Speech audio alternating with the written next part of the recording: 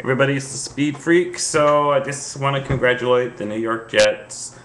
They played a great game. I was impressed with their run blocking, their defense, and Cromartie did a really good job on Moss.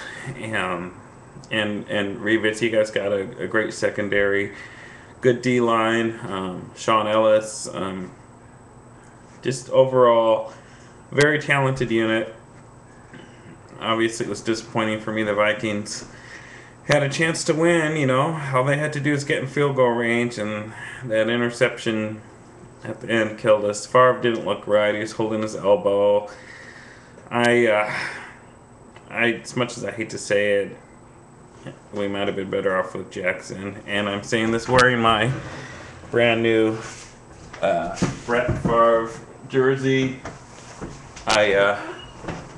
Last night, my buddy won this for me in the raffle over at the sports bar by my place. It was funny because he won, my next door neighbor, he won a Peyton Manning jersey for my son last season, and then he won me an Adrian Peterson jersey. And I was actually able to, a couple of weeks ago, win him.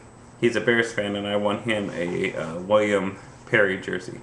So, lo and behold, this week he goes down there and he gets this Favre jersey for me. So we've been pretty lucky winning jerseys for each other. So anyhow, like I said, congrats to the Jets fans. It was a really good game.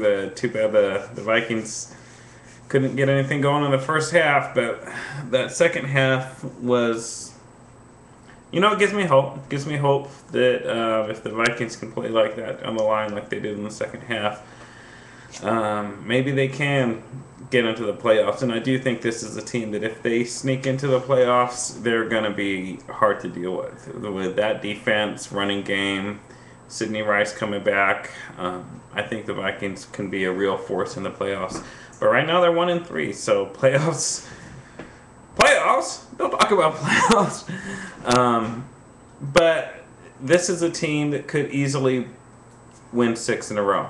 I mean, you guys can laugh if you want to, but I mean, if you look at the way they played the second half, this team could peel off 6 straight wins, and then they'd be at 7-3, right there in the hunt.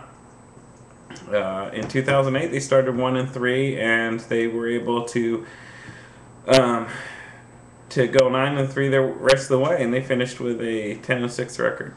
So Dallas is coming up. Look for my vid for Dallas tomorrow. Obviously this feels like a must-win game for both teams. Both 1-3. They're both preseason favorites. So. And, as much as I hate Dallas, everybody knows my hate for Dallas goes way back. I do feel a weird kinship with the Dallas fans because Dallas is good. They're a good team, but they're 1-3, just like the Vikings are good, and they're 1-3. And I know that pain you guys are feeling. It's hard to watch your team just come up a little bit short. And, the Vikings could easily, if a few plays went differently, the Vikings could easily be 3-1 or 4-0, and so could the Cowboys. I mean, look at that Washington game. Look how close that was, just for example. And then on Sunday, you guys were right there in it until that run back on that kickoff. So these are two good teams. They're both much better than their records, and they both really need this win. So it should be an interesting game. But I'll have my Dallas vid tomorrow. Congrats to the New York Jets, and good luck the rest of the way.